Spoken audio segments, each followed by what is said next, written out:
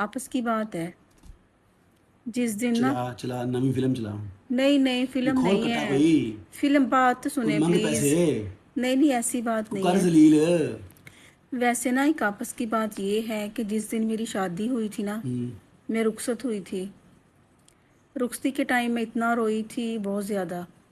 आप तो बिल्कुल भी नहीं रोए, इसकी क्या वजह है? आपको ये दुख नहीं ना, आप ये दुख समझ नहीं सकते। रुखसती के टाइम क्यों इतना रोते हैं? मेरी गल होर ना सुन। जी सुनाएं। रुखसती के दिन तू रोई सी एक दिन। अच्छा। और मैनू अल्लाह के हुक्म नाल 13वां साल हो गया, मेरा हर दिन रोंदा, हर दिन रोंदा, मैं हर दिन तेरे तो तंग हाँ। रो रहा हाले भी।